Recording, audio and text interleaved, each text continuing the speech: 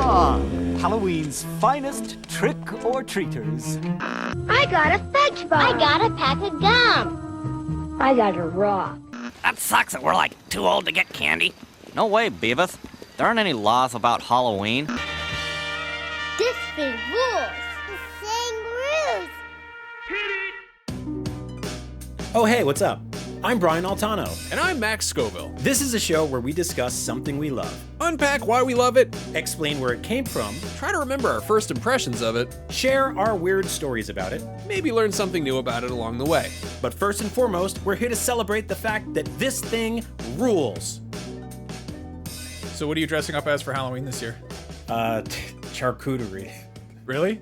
Yeah. How does that work? It's just one of those like crappy costumes you put over. It's not even a costume. It's basically like a signboard, like a less racist one than the one that Bruce Willis wears in Die Hard with a Vengeance, or Okay. like a guy wears outside of Chipotle or whatever, or some. It's like this huge foam thing that has just this really high res picture of a really nice charcuterie board.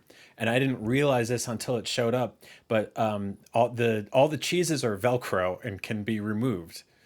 And I don't know why, because that just means that like some punk at a party is gonna like just grab debris and run off. Well, what else are you supposed to do with a charcuterie board at a party? That's what it's for. I mean, you take a little piece, you wouldn't take the whole. I guess you could. I mean, I don't think there's a lot of like politeness around taking like a whole chunk of cheese. Like you were over my house the other day, we were hanging out. I put out a charcuterie board. If you had just like reached into the thing and just grabbed like the huge wedge, I would be like, okay, yeah, that's one way to do it, but not really like. I think that's a move. For the record, we're talking about Halloween costumes, not Yes. charcuterie boards. Those charcuterie boards do rule. Yes. This is a perfect segue into this because Halloween costumes historically are supposed to be scary, and they're Yeah. supposed to be disguises. Like the thing that they began as was, in the ancient pagan Celtic days of the festival of Samhain, or Samhain if you're Glenn Danzig. People dressed up like like animals or like demons, and the idea was you basically concealed your identity because the gods walked the earth at night, and it was sort of a harvest time festival, and it gradually got sort of co-opted by Christianity, but it still maintained that level of the two things that it had to have were scary and hide who you are, and so there's unrecognizable. Yeah. you wanted to be you wanted to scare people, and you wanted them to not know who you were. And I love that by dressing up as a charcuterie board, you have failed on both counts. It doesn't remotely cover my face. I don't know what to do with my legs and arms. It's probably sacrilegious to someone. Maybe to Christianity, I'm sure in some. I mean, the funny thing about Halloween is that Christianity sort of popularized it, and then did like an about face when it got too satanic or too like they hijacked a pagan thing, and then they were like, wait, that's too pagan, and it's like, well, what did you expect? They have Christmas. That's fine. Yeah, or at least that's where they have their annual war that they keep winning. We'll talk about Christmas another time. I do like Sure. Christmas. The funny thing is there's actually some kind of connective tissue DNA between Halloween traditions and Christmas traditions. And Yeah, the whole it's idea called of Jack Skellington. Yeah, there's Jack Skellington. Prior to that, there's a thing that people did called there was trick or treating has its roots in two sort of traditions. There's souling and mumming. And which they both sound like vaguely sexual. I don't really like the term there, but it's kind of mumming was basically it was a thing during the 12 days of Christmas that was similar to caroling, where like caroling you go door to door and you sing songs like Christmas songs or whatever. Mumming, apparently people would put on costumes and they would go door to door and put on small plays. They do like small pantomimes. Oh, that sounds scary in such a different way. Like that's like a roving pack of theater nerds that show up on your front steps. Door to door improv. Like, yeah. Oh my God. Yeah. I mean, it's funny though, but I love that I don't think that was particularly rooted in scariness, but it's weird. You go back to, a Christmas Carol and you've got ghosts floating around there. Like there's definitely some overlap between Halloween and Christmas, but the Halloween obviously is where the costumes are, and that's what we're talking about today. I want to talk about let's just talk about our own personal experience with costumes. What's the earliest Halloween costume you remember? So I did some research in my own head, and I thought about this. And It's a nice way of saying thinking. yeah, and I did some independent research quietly alone, and I realized that the first character I ever dressed up as for Halloween that I also did, I guess, with my brother, and I have two cousins that are both also very Italian, and were within a couple of years of me. One is a year older, one's a year younger, and we all dressed up as Smurfs, all of us, and it was I think what happened was my mom and my aunt got together and was like, let's just put the kids in like white shirts with like blue face, like a little bit of blue face paint, and then just what looked like a sock, probably like one of my dad's socks on my head because I was a small kid and he was a fat guy, and so they probably took one of his old fat guy socks and put it on my little small kid head. And there's this picture of like the four of us all sitting there in a row, and it looks like one of those like haunted, like almost AI generated images where it doesn't look real.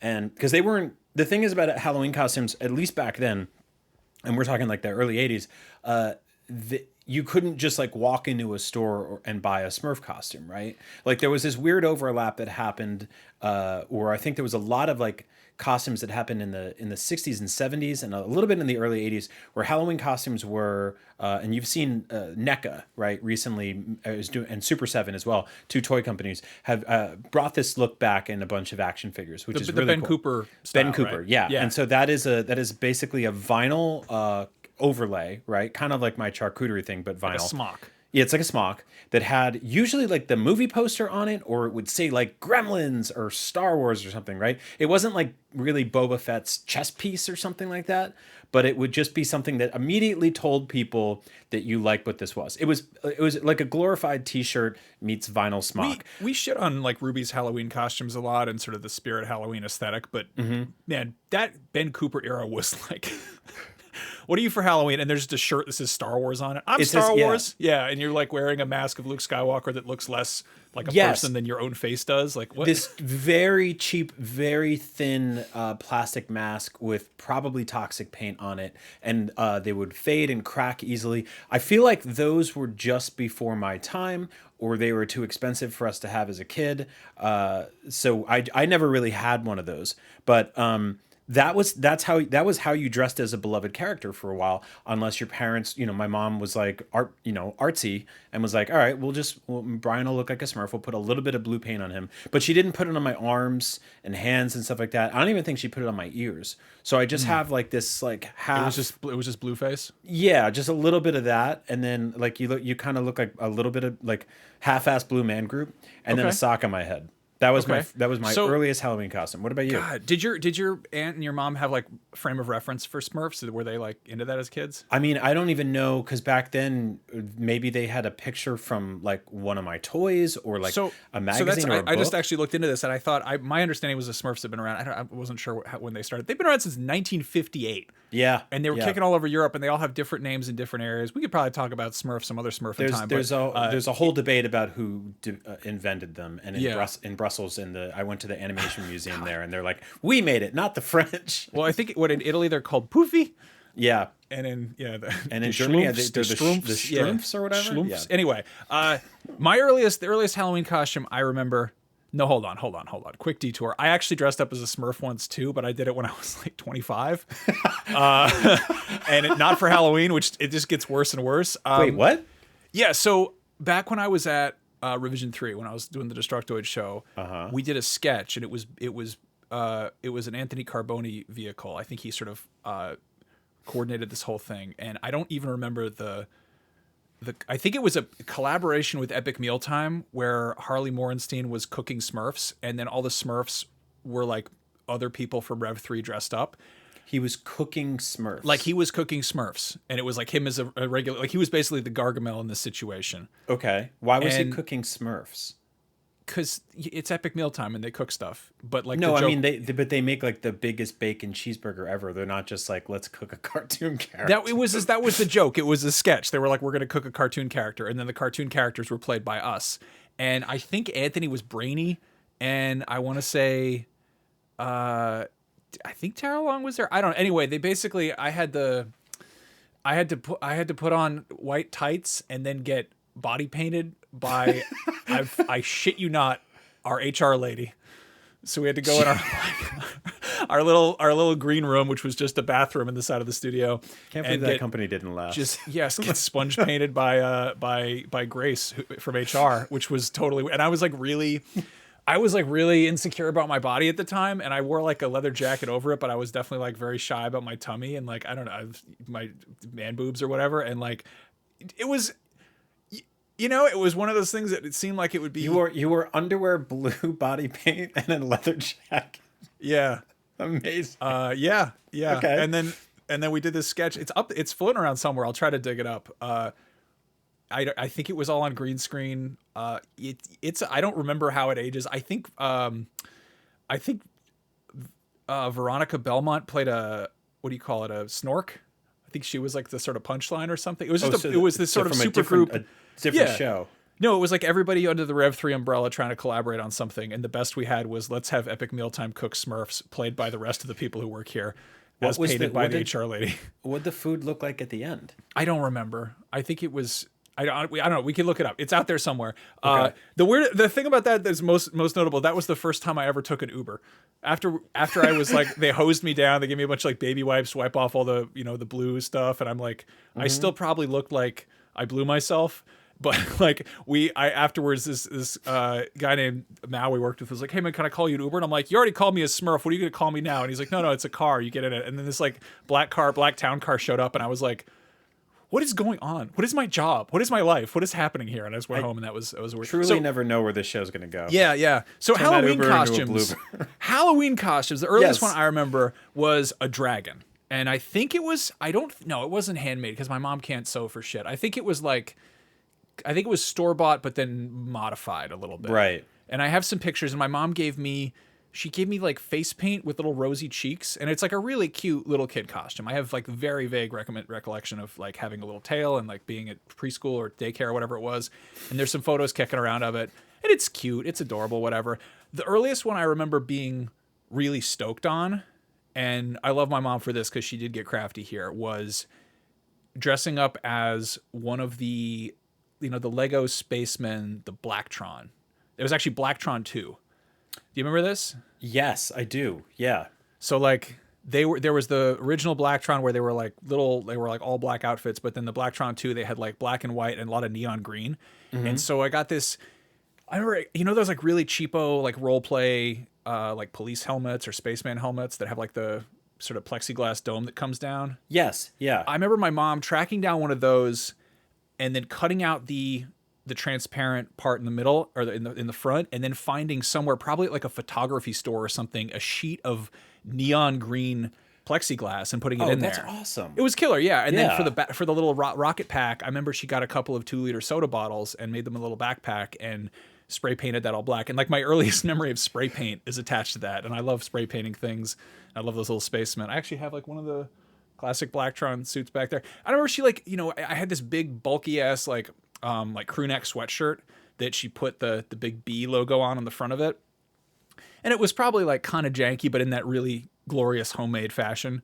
And really like, unless you're doing, giant scale Pepakura 3D printed cardboard box stuff, it's kind of hard to pull off a realistic Lego person. Yeah, but that's pretty damn close for a kid. I mean, that sounds outstanding. Yeah, that was cool. What's the scariest costume you ever did? Well, real quick, I want to say I had the sort of opposite issue where my mom was crafty. Like she literally had a master's degree in architecture at Pratt, which is like a prestigious New York City art school. I was like very proud of her. She went back and got her master's when we were teenagers. She was always painting and drawing and all this stuff growing up. And for some odd reason, none of that translated to Halloween costumes ever. To the point where like she would make our costumes every year, I think to save money. And also because like when we were little, we didn't really know what we wanted to be, right? Like when you're like 3, you're like lion right? Yeah, no, you get the thing. My daughter this year, she wants to be Kiki from Kiki's Delivery Service, but also a gummy bear. And we're like, what is that? What is that? I was like, how about this? I'll give you some gummy bears to carry around. And she's like, deal. And I'm like, cool. Yeah. But for a second there, she's like, I want to be a germ, but also a zombie. And I was like, that's kind of cool, but no, we're not doing that. I mean, it's like one of those things where you're like, we could do this. There's going to be a lot of explaining, but that's part of the charm. I like of it. it when you do two costumes at once, and it seems like there's some kind of a gag there. Mm-hmm. You know, like a friend of mine did a really good one where she was a Freudian slip, where I think she just wore like a slip that had a bunch of suggestive words written all over it. Yep. And it was like it was like a sight gag. But then if you just do two things, you're like, I'm Frankenstein, but also a goldfish. People are like, what's the connection there? I don't get it, you know? I always like the ones where it's just like clearly somebody has 20 seconds and they're like, oh, I put on cat ears and a stick and I'm a cat stuck in a tree. But yeah, so long story short, when we were kids, my dad got asked to go on a business trip to Morocco and was like, hey, I'll bring the family. So he brought me and my brother. My youngest brother hadn't been born yet, and my mom. And we went and spent like 10 days in Morocco. And I was like 7, maybe 8. I don't even know. So I was just like, I was too young to really understand what was going on, but I was also like, whoa, this is so cool. I'm in a completely foreign place.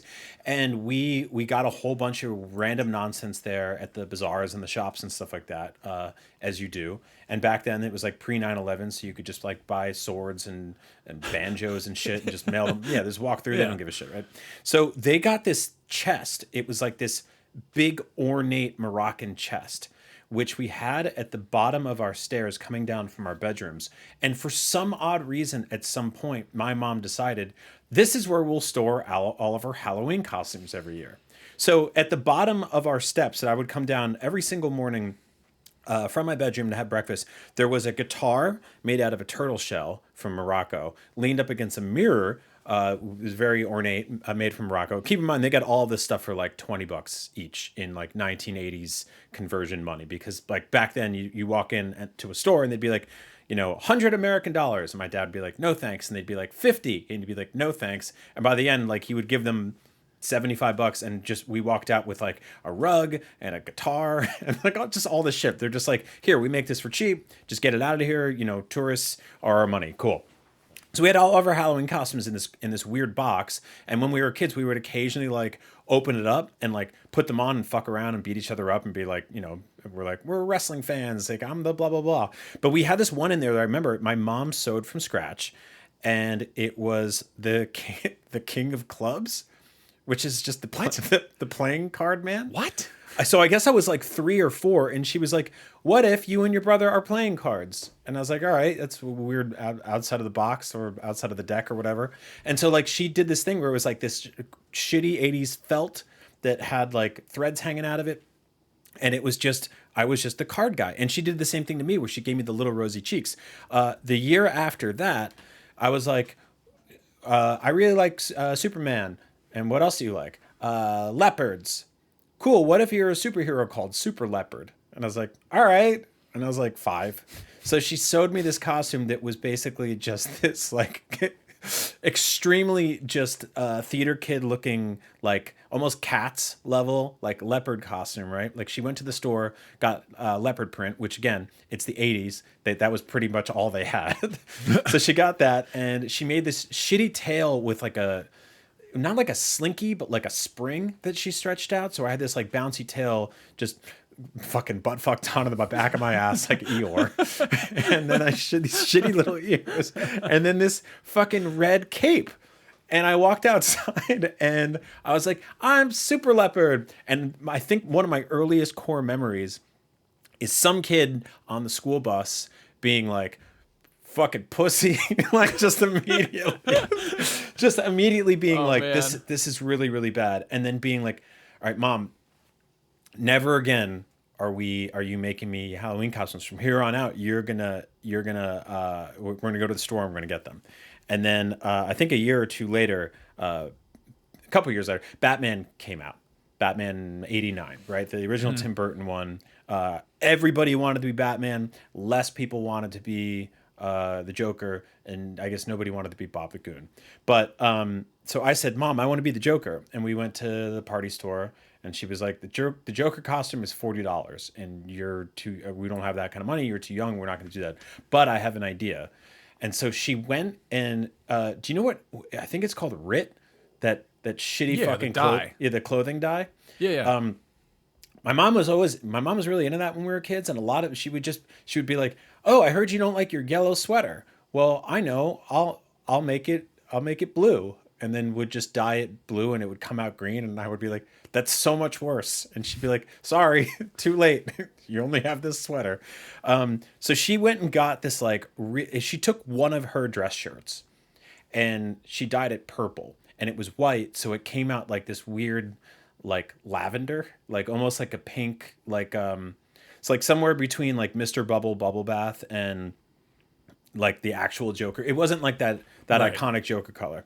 She did that, and she gave me like a shitty hat she had. Oh, the She had Joker this, loves like- to wear a hat. He's always wearing hats. It was like One this of the red hat. Telltale signs of the Joker is his hat. Yeah, it was almost like a fedora. It was like a red fedora that she had. I was like, "Why do you have this?" And I guess he does wear a hat in the Batman movie. Yeah, In the Killing Joke, but he mostly doesn't wear a hat. He mostly doesn't wear a hat. No, you mostly see his hair. And then so she got this like cheap hair dye for me, and because back then I had hair, and it was curly. And she put this green hair dye in, and then she just put like, I swear it was either like white, some sort of white paint, or she just took like flour and put it on my face, and then gave me like lipstick, and so I just looked like. I just looked like a weird little girl. I looked like a weird little girl who was trying to dress like a 1920s old lady going to church. And same deal, core memory, get on the bus. Kids immediately make fun of me. I'm like, I'm the Joker. Ha ha ha. And they're like, no, you're not. You're a little bitch. And I was like, Damn. no. So yeah, that's when I think I came home crying that day and was like, I can't do it anymore. You can't make costumes for me ever again. I love you. You mean well. But like from here on out, I'll do whatever it takes to make sure I have something that is recognizable when I walk into school and that isn't going to get me beat up or made I love fun how of. like that experience that you get on Halloween where you like wear an unfashionable shirt and your makeup's bad. You're like, this is the worst day of my life. And like for girls, that's every day in middle school and high school. They're like, you bitch, your makeup's terrible. You look poor. Guys just show up with like backwards shorts with stains on them Yeah. and like a shirt they haven't cleaned in a month, and they're like, what's up? And it's fine. And girls are just getting torn apart by their peers. Yep. Man, I'm trying to think of. So on the Batman note, I remember I got Batman pajamas. I think I was in kindergarten, and they were like the shitty ones that they're like that very plasticky cheapo material. And I'm pretty sure my mom was like, we should get you 100% cotton Hannah Anderson Swedish underpants pajamas. And I was like, but I want to be Batman. And she's like, oh, fine. And I remember that it had a cape that was Velcro, and I had to take off the Velcro cape before bed because it was a choking hazard or whatever, and I hated that. Oh, right. I had superhero pajamas that had a Velcro cape. I Right, think there's I a had big Superman. thing about yeah, and the kids were you can't wear the cape, and I always hated it because like remember when Batman doesn't have a cape on, he just looks weird. Yes. He just looks kind of like Wolverine. No, because I remember one time my brother ran out of the bathtub and just put a towel on his neck, butt naked, and like was just yelled Superman and jumped down the stairs and like hurt himself. He's just like crying naked and wet with like a towel around his neck. I'm Johnny Knoxville, and this is Crisis on Infinite Earths. Just the least Superman. I love that. But I remember, this is actually really funny. I remember, okay, the two word early memories I have about Batman is I didn't see Batman until I think the animated series was on. I remember maybe I saw Batman Returns in theaters. I don't remember. But I remember Batman was on when I was in preschool. I remember just sort of being vaguely aware of it. This was probably when you were dressing up as the Joker. I remember I built like a little Lego set, or tried to make a Lego set that was the Batplane, and it had Batman in it and his best friend, the Joker, and they flew around together. And I didn't realize that's not how that works at all. And then fast forward 25 years and it's like, oh, here's the Lego Batman movie. None of this makes any sense. It's all bullshit. Haha. And the other thing I remember was having to wear this Batman pajamas. I wanted to wear them to school. I loved it. I wanted to be Batman for the day. My mom was like, you can't wear those pants to school. You got to wear actual pants. And I was like, all right, what pants am I going to wear? And she's like, how about these khakis? And I'm like, what the fuck? Khakis? Why would you can't have Batman just wearing khakis over his suit? That would be stupid. And then fast forward 25 years and you get Batman v Superman's nightmare vision of the future where it's just Batman wearing khakis over his actual suit. And I was like, he's wearing like it's just like beige, like I mean, I love that the fatigues or whatever. Like, yeah, we don't need to go into, I actually kind of like that costume, but it is like weirdly like when the Ninja Turtles dress up in trench coats. Like why would Batman just wear a coat over his outfit? It's an odd choice. Anyway, I think that's that Halloween. I always did the thing where like Halloween would come around and I'd have some semblance of a costume together, and then last minute I would get cold feet and I'd want to be something else and probably drive my mom crazy. And I feel like I did this multiple years. I think there was one year where we'd worked really hard on like, I don't know, a pirate costume, and I was like, no, I'm just gonna wear my Batman pajamas, and she was like, whatever. And I think I maybe did or something. I probably had to wear khakis again too. And I was like, Batman doesn't wear khakis. And Zack Snyder's like, I beg to disagree. But I remember going to a Halloween party really early on. And this is funny. My earliest memory of Freddy Krueger was, I remember this little kid. I think his name was Carl. But like a little Cuban kid. And he showed up wearing this Freddy Krueger costume that was pretty cool. I remember thinking the claw was kind of dope, but I was like, where's the other one? Did you lose it? Like, why would a guy have one claw? That doesn't make any sense. And he had the sweater and the little hat, and it wasn't like a latex mask. It was like a prosthetic. And I want to say some grown up had the bright idea to attach it. It might have been liquid latex, but in my mind they used glue. And the kid was not having it. And I just remember them, he's wearing this fucked up scarred face, and then they started peeling it off for some reason. Like he got tired of wearing it or whatever. They're peeling it off, and underneath was all this like white shit that was actually scarier than the prosthetic that was on top. And I so that like doesn't look good. Matilda puts the glue in the hat on his dad's head.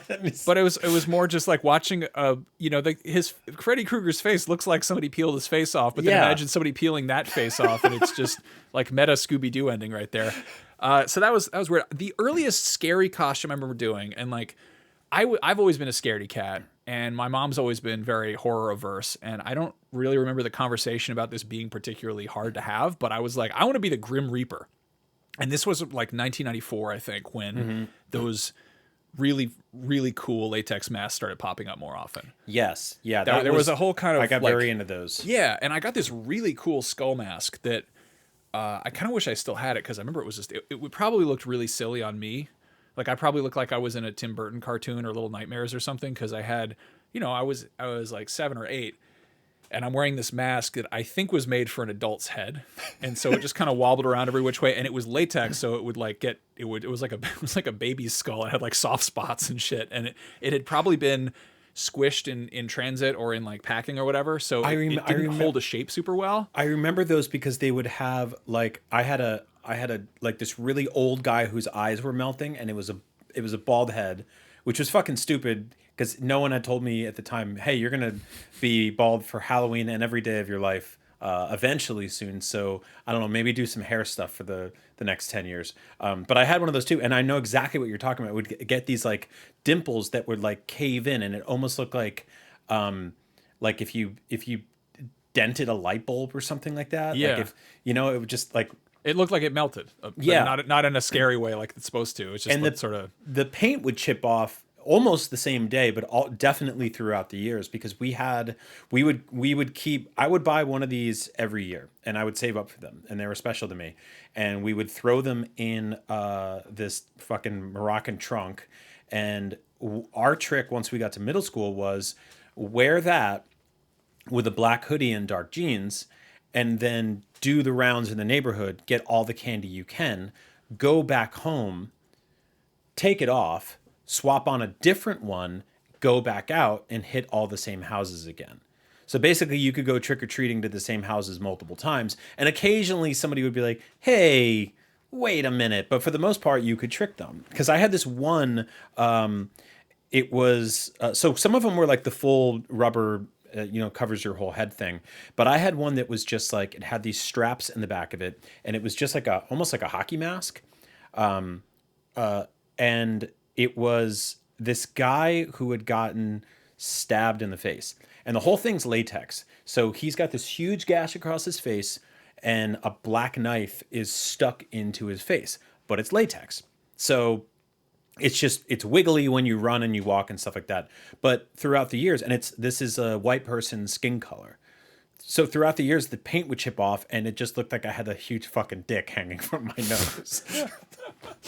Okay. Yeah. Those are really kind of meant to be more single use. Yeah, I mean that's why when you see any like prop auction for stuff that was used in like an 80s or 90s movie that was like latex with paint, like if all of that stuff is just like literally rotting, right? Yeah, I remember I think it was 94 or 5 where the Scream mask became everywhere, which is what was so brilliant about we talked about this previously, the sort of ghost face mask from the Scream movies was a brilliant choice because it was a really popular mask at the time, which added this level of sort of, cinema verite, found footage aspect to the Scream movies, but also, Wes Craven or New Line Cinema or whatever had to make this deal with this janky ass latex mask company who was suddenly, we have the rights to this mask, and it became this whole debacle. I remember there's the classic ghost face mask, and then there were other variations which you never saw again after Scream blew up because they were like, why would we bother? And I had one that looked like a really scary version of one of the brother ghosts from Casper. Like, there was like Fatso. Oh, wow. Yeah. So it was like, I remember like really liking the Casper movie for I some just reason, watched that for the first time in ages with my kid the other day, and there's some genuinely creepy stuff in there. Yeah. Also, like the whole plot of that movie about like if we die, we can temporarily become ghosts, and then we'll like inherit the fortune or whatever.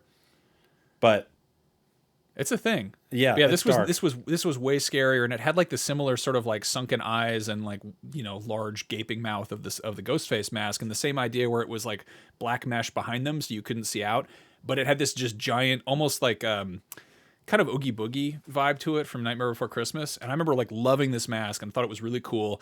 And again, it was this thing where it's made for an adult head, and you put it on me and it just looked like it was just like too big for my head and just didn't look as quite as, nothing looks properly scary on a little kid, which is sort of the fun there. Is you'll have a horrifying thing. You'll have like the scariest, monster face ever, but it's like on this little kid who's like 3 feet tall. And that's, something that people have been, like, there's that movie like Trick or Treat where the little monster looks like a little kid trick or treating. Mm-hmm. Yeah, I love that kind of approach. Me too. Let's talk about dressing up as adults, because we've done our fair share of that. We've done some cool ass costumes together. Yeah. What was the first one I guess we actually know, you just sent me a picture of the first Halloween party we wound up together, which is 14 years ago. 14 years ago, my wife and I were Top Gun characters, which was so out of the, like this is what, 12 years before Top Gun Maverick. So it was just, nobody was talking about Top Gun at that point. It was just not really a thing, but I think we were both just like, let's do that. And that's an easy one. Those are just jumpsuits. I like that also, going back to the sort of Ben Cooper of it all, where it has to say the name of the movie on it so people know what the fuck you're dressed up as. These are like flight suits, but not, they don't have full on, like, you don't have the F-16 helmet or whatever. You don't have like the air hoses or anything like that. It just has an embroidered patch that just has the Top Gun movie logo on there. Yeah, and on the other side, I think there was a Velcro thing, and I forget if the costume came with two of them, Maverick and Goose.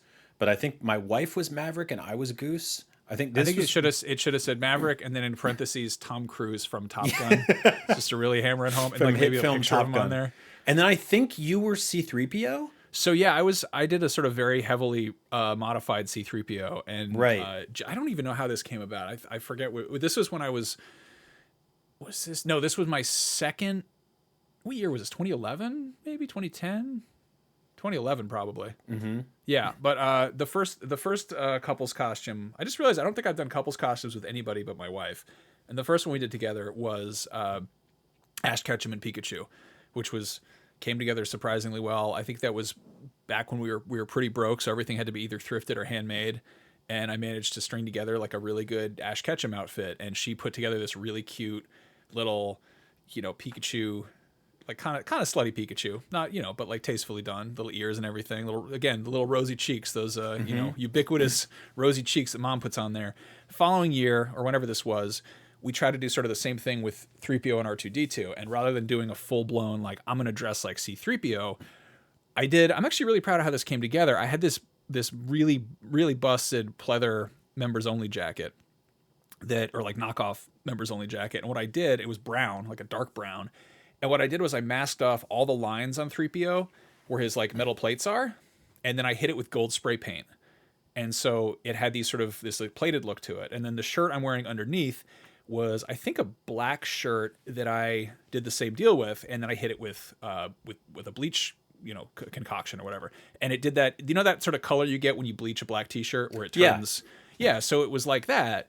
And the whole thing had this kind of like, it was shiny, and I think I'm wearing shiny like gold Wayfair Ray-Bans or something. And I think Jen was wearing like one of those like black milk like maxi dresses of the R2D2 outfit, and she had like a really cute little, I think she had a silver wig and blue lipstick or something, but it really came together well. It was like a very cute little, It's like a sort of like cool modernized version of. Yeah. And you and your wife did a similar thing a few years later. We had a Star Wars house party for Halloween. This was the year that The Force Awakens was coming out. That's right. Which is, I think, my favorite Halloween to date. I think that's the most fun I've had with it. Mm-hmm. And I made all these like spaceship panels that I hung up in my kitchen, and we had all these like crazy lights, and like one, basically it looked like the Death Star in my kitchen, and then the backyard I made it look like Dagobah by not doing any yard work for a while. But we just really went all out with it and had you had a green screen in your basement for to represent Attack of the Clones. That's right. Basically. Yeah, I was like, go visit Geonosis. It's downstairs. Yeah. Yeah, you and your wife did like a similar sort of like casual. It was like a B-boy, Leia, and Chewbacca, basically, like very Run DMC themed. Like I had like a big chain and like a flat brim cap and like a big the big sort of like 80s Run DMC glasses and stuff like that. And I had an inflatable boombox, but also like these like furry fingerless gloves, and then like this big. It's like I forget what kind of jacket. It was like a big hairy Wookiee hoodie or jacket. It worked. It worked. It was really fun. It was the same idea as the 3PO thing, where it's like you take the visual elements of this character and distill them to something that you can actually wear as a human being and look, it immediately read as Chewbacca. I did kind of a straight Han Solo that year, which was, I think I got like one of those. I think I bought one of those like Han Solo jackets off of eBay and then had it tailored or something, and then the rest was... That came together really good. Yeah, the hard thing about honestly, there's so much about Star Wars costuming that's a huge pain in the ass. There's a great book about Star Wars costumes that digs into all this, but like as for trying to do any of that stuff off the rack, you kind of can't, because one of the sort of design principles of Star Wars was like no buttons, no zippers. Mm-hmm. And I mean, they've kind of fudged that in more recent years, and in background characters it's less of a thing. But if you look at Han Solo's shirt, it's got like a, what do you call it, like a sort of Mandarin collar that's open, it's got the like a polo shirt opening almost, but there's no buttons on there. Right. And the best, and it has this whole like cross thing where it comes across. It basically is like a tunic almost. And the way I got around that was I got a professional chef's shirt. I remember that. Yeah. And I took off all the buttons and then put in Velcro, I think. And I don't know how chefs do that. Like I was just hanging around my kitchen, just, drinking and listening to the Cantina theme on loop or whatever. Uh-huh. And I was like roasting. Really? Yeah. And then, God, that was a fun costume to put together, because it was the right mix of like stuff I bought and then also stuff I made. Like It felt kind of crafty enough. I got to wear that to, I think, Star Wars Celebration maybe the following year. And like in Florida, yes. Yeah. And I wore it to a gun range called Machine Gun America. And they had a Sterling submachine gun that we could rent, which was the basis for the Imperial Stormtrooper E11 blaster rifle. And then we took one of those really shitty Ruby's Halloween Stormtrooper masks, and we're like, all right, let's see why Stormtroopers can't hit shit. And I put on this like really cheapo mask, and then tried to just do some target shooting with the actual machine gun while dressed like Han Solo. And the results were as you might expect. But I got some good mileage out of that outfit.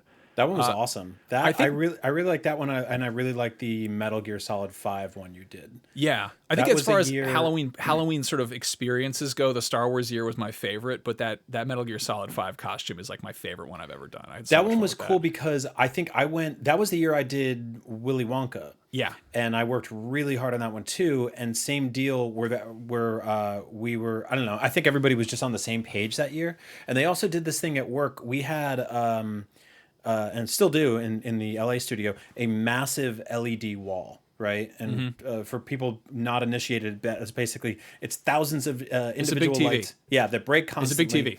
Yeah, it's a big TV. The whole wall is a TV. The whole wall is a TV, and it's constantly, unlike a regular TV, it's constantly prone to breaking and dead pixels and other stuff that they have to replace. But we use it basically as a big green screen a lot of times. But in this case, we found like high res images from stuff and put it on behind us.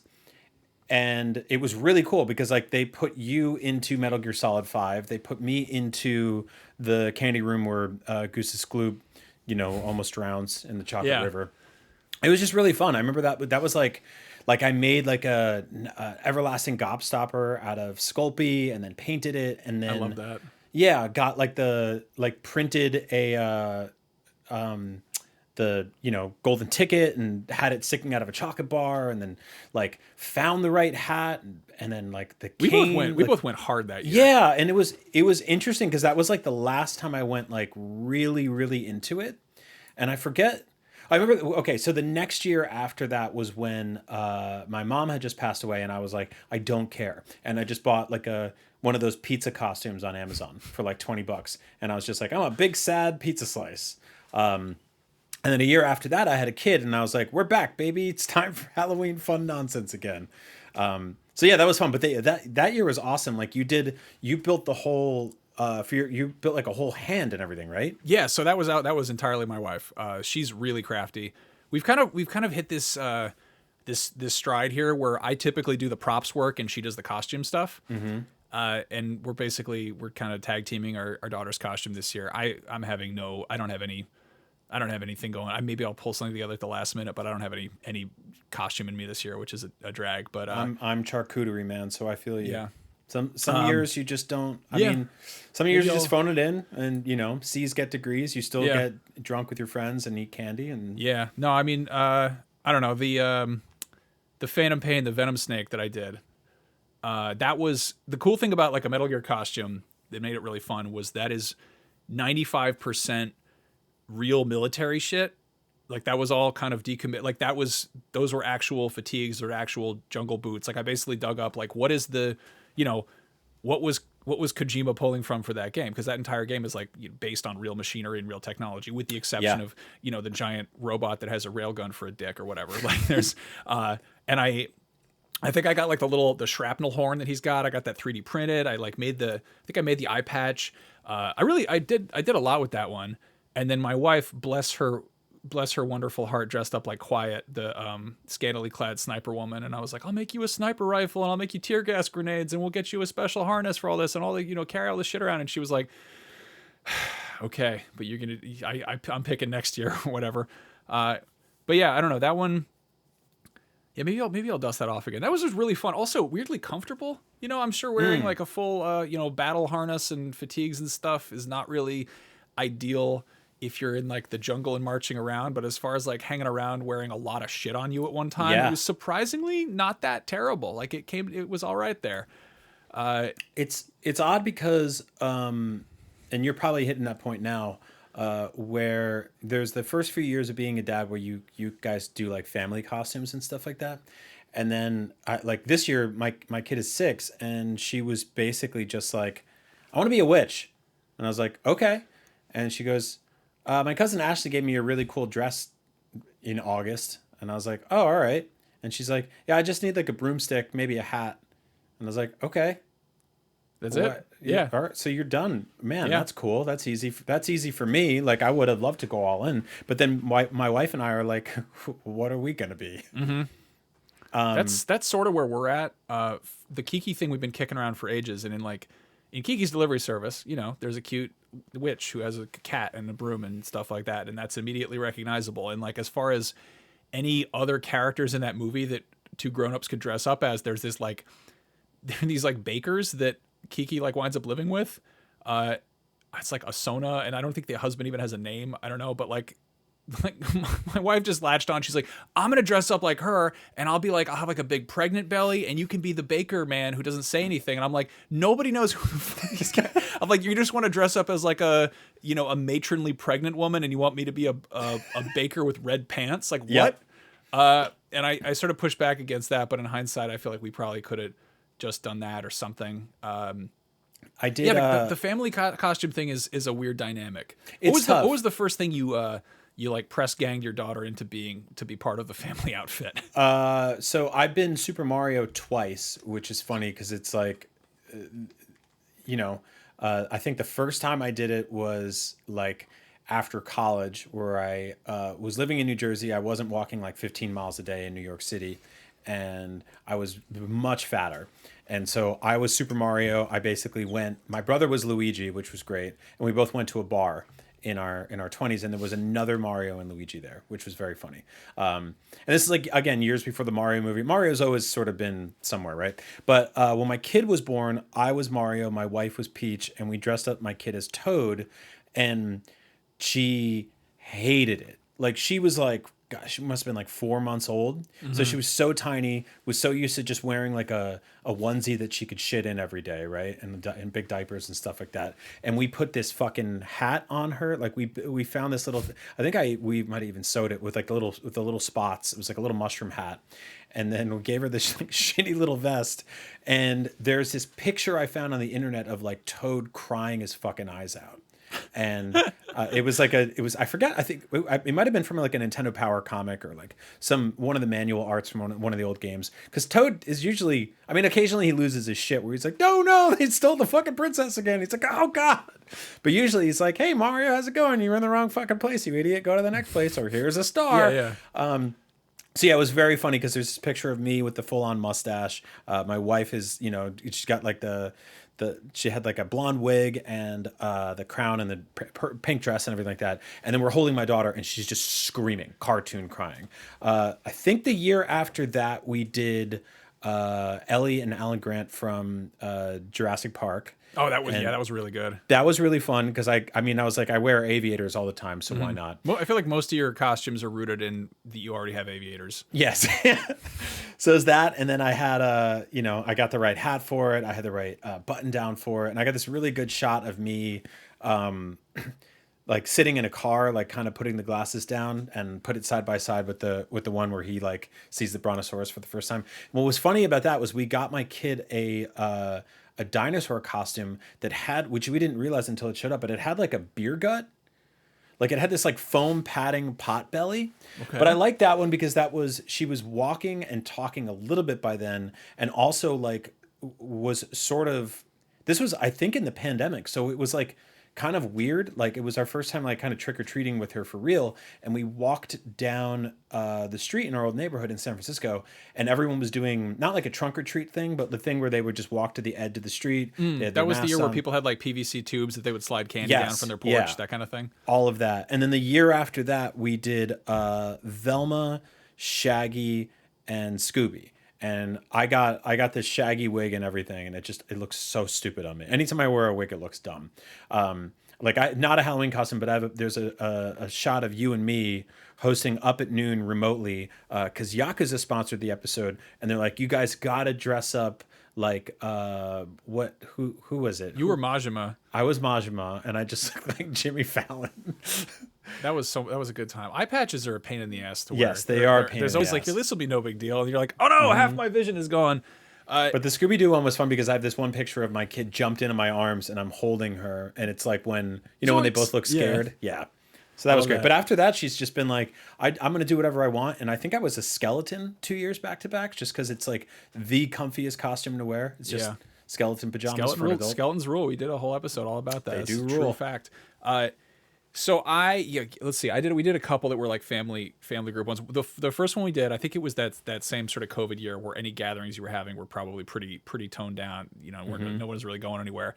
But we did a very specific Dragon Ball Z reference, which DBZ fans get it. Anybody else was like, what the fuck is going on? And there's a scene where Vegeta is wearing a pink shirt that just says Badman on the back and yellow pants. And it's become this weird kind of cosplay thing where if you go to an anime convention, you'll see like 25 dudes doing this because they're just, they'll just put on a pink shirt and it says Badman. It's like, it's easy to pull together. It's easier than wearing like skin tight leotard with space armor on top of it and go-go boots. But they're like, yeah, I'm Vegeta. And you're like, okay, I get it. And then Jen dressed up as Bulma, who at that point has a baby with Vegeta, who is Trunks, who shows up from the future to warn them about androids. But the little Trunks at that point, for whatever reason, has these little like devil horn, like a little devil horn hat. And I think we already had, in the same way that you're the, inception point of your Top Gun outfit was probably the aviators. I think we had this little pointy eared bat hat and we're like, dude, my kid looks like baby Trunks.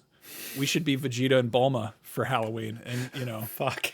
We got a couple really funny photos where we're basically just recreating the poses, and that's a fun bit because that whole thing is Vegeta's just like fucking off in the corner. He's like, I doesn't want to hang out with anybody, and he's just wearing this stupid ass pink shirt. And like, I just did that the whole Halloween party. Yeah, that was a really good one. And I think my hair had grown out enough that I pretty much just pulled it up in a big point, and it worked. The year after that, we weirdly enough did kind of the same thing for my kid, where instead of being Trunks who came from the future to warn about androids, we made my kid John Connor, and I was the T-800, and then my wife was Sarah Connor. This was I think 2 years ago, and I don't know where this. I think it was just because like whenever I was wearing like my leather jacket, and walking around carrying my kid, I was like, I feel like the T-800 right now, like just carrying a child around, and so. Yep. The cool thing about that is she is the only kid at her preschool who has a Public Enemy shirt. But we got her totally decked out, and she honestly looked exactly like John Connor. And then I did like I went fucking hard that year too. I went crafty with that. I made all of the grenade shells that he wears in that movie. I remember that you used like 5-hour energy bottles. I bought a case of 5-hour energy or like Amazon branded energy shots or whatever. And I dremeled the tops off of all of them and then put I cut ping pong balls in half and glued those on the top and then painted them brass and gunmetal or whatever. It was excessive how much work went into making something that I honestly didn't even hang on to. And I had to drink all the energy capsules or whatever. So I didn't have to, but I did, and it helped fuel my energy. Like an ornate Moroccan chest to keep all these costumes in, man. You can't just. I have like one of those like IKEA couches that has like a little storage thing, and there's a bunch of swords and guns, real and fake, from just various adventures like this. But yeah, I did the whole grenade belt, and I bought an actual bandolier for shotgun shells, and then went through with a seam ripper and cut every other one off. Like I cut the seam, so basically it went from being like a 12 gauge diameter elastic to being grenade shell 40 millimeter size shell elastic. And so made this whole thing. And then I custom made a prosthetic of all like the circuitry when he gets half his face blown off. And then I learned how to solder and bought a pair of sunglasses, drilled a small hole, mounted an LED inside there, and then had a wire going through the ear of the sunglasses down my shirt to a battery pack so I could do the one lit up eye thing from the poster. Oh, fuck. That's so good. And this is one of my favorite costumes. There's like a couple pictures of me with my kid. And she was also like just old enough to be like, what the fuck is going on? What is on your face? And I was like, I'm pretending I'm part of a robot. And she's like, why? And she's wearing like, a camo shirt that I custom airbrushed or whatever. And my wife was not happy being Sarah Connor because, as she puts it, it's just a black shirt and pants. And I was like, but I sourced the bandolier and the knife. And she was just like, I wanted to feel cute. And she's not having it. And she's been holding this over my head as a grudge since. And, since then I realized we did Gomez and Morticia, which I wasn't really feeling. And it took me like 3 years later, I was just like doing something else. And I went, why didn't I just do Lurch? Like she's 5'4", I'm 6'6" or whatever. Like that would have been perfect. And Lurch is way more identifiable as like, oh yeah, you're the Frankenstein butler or whatever. I don't look like any iteration of Gomez Adams whatsoever. I just looked like a pervert. Like it didn't work. I had like a little mustache and like a cigar. The mustache or whatever. was funny on you. I remember that. Yeah. But I don't know. The upside there is I got this. I got one of those really like sleazy, shitty, like loungy embroidered silk jackets or whatever from some Chinese website on Amazon or whatever. Like it was like Kufandi or whatever. The same one where you got your Majima gold embroidered thing. Right. Yeah. And I got this, and those are all, you're always kind of rolling the dice with what the sizing will be. You know, like you'll get a quadruple XL and it'll be like a medium. But I got that and I took it to a tailor shop and I spent probably twice as much as I spent on the jacket to get it tailored, and it looked kind of nice. And then a few months later, I got asked to work the red carpet for the Matrix Resurrections. Oh, right. And they were like, "Can you guys dress like kind of Matrixy?" And I was like, that's a really broad, but you know, like formal Matrixy, whatever that means. And so I dusted that off, and I wore this like, you know, $45 jacket on the red carpet. And I had like Lana Wachowski and like Jada Pinkett being like, "That is nice. Where'd you get that?" And I was like, a boutique, you know, not like, "Oh yeah, no, it's from another, you know, popular WB property bootleg costume or whatever." God, that's so good. Yeah. Yeah, I don't know. Like I love Halloween costumes. They're so much fun to put together. I did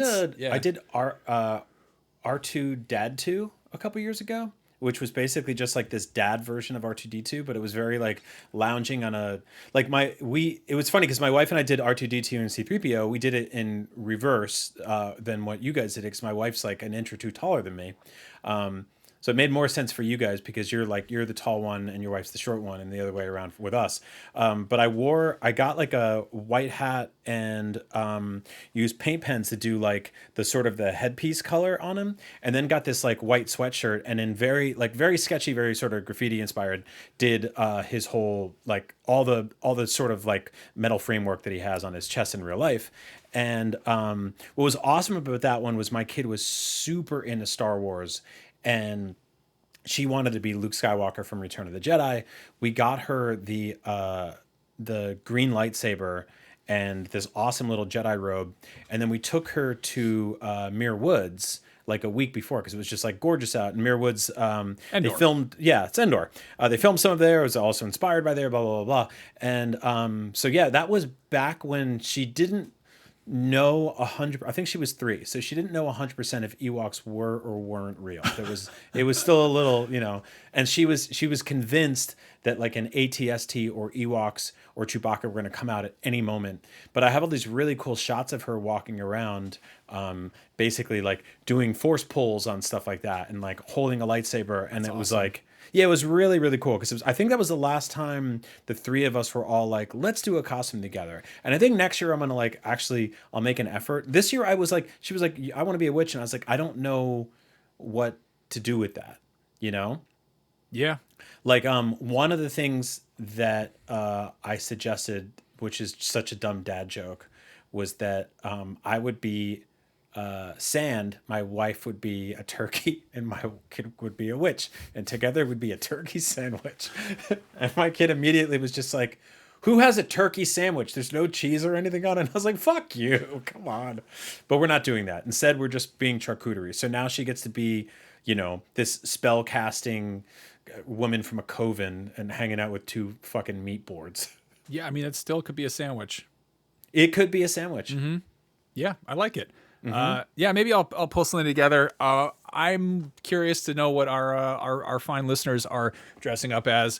Heads up, we have a Discord, sort of. If you go to discord.thecomedybutton.com, you can grab an invite over there, and there is a lively, active community over there. I'm sure a lot of our listeners are already part of it, but there's a little sub-channel called TTR Discussion where people are sharing photos and stuff of things related to this show. And of course, we'll post some of these myriad Halloween costumes that we've done up on our Patreon, so go check that out. On that note, yeah, hopefully everyone has a safe and happy Halloween. Yeah, thanks for listening, and dress up as something wonderful, and try not to get too much chocolate on it or whatever, or booze or soup, whatever you do. If you see a guy dressed up as a charcuterie platter at a party, grab that big piece of cheese and make a run for it. Oh, wait, hold up. One more thing. Before we go, just a very friendly reminder / desperate plea for all of our listeners to support the show however you can. Each and every single like, share, subscribe, rating, review, follow, favorite, bookmark, upvote, and comment we receive helps us grow our audience. Even a good up dog helps us out. Every single little tidbit of organic interaction we get helps convince those cold, unfeeling algorithms that this show is actually worth anyone's time. Good old-fashioned word of mouth works too, so if you think this show rules, tell people about it. Tell your friends. Friends, lovers, strangers, enemies, whoever. And of course, we might have mentioned mention, kicking us $1 or $2 on Patreon is huge. Also has some really cool perks. For instance, $1 a month gets access to bonus content. $5 gets you each week's episode on Tuesdays instead of Fridays. And for a few dollars more, you can help decide the good, bad, and ugly topics for future episodes. Head to patreon.com/thisthingrules to see for yourself. However you support the show, even if it's just making time to listen to us talk about our favorite stuff, you rule, and we love you for it. We'll see you next week. Or we'll hear you next week. Or you hear us. You'll hear us. We'll talk to you later. Next week. Before we go, very special thanks to all our big-time executive producers from Patreon who probably can't even hear this because they're driving around in limousines, talking on portable phones, making big business deals. But either way, Brandon Bova, Josh Page, Ben Burkhalter, Steve Cam, Kevin Lemessurier, am I saying that right? Probably not, Chip Chunkling, Scott Davis, and go Jason Waterfalls. You all rule. Thank you so much for helping us make this show. We appreciate you.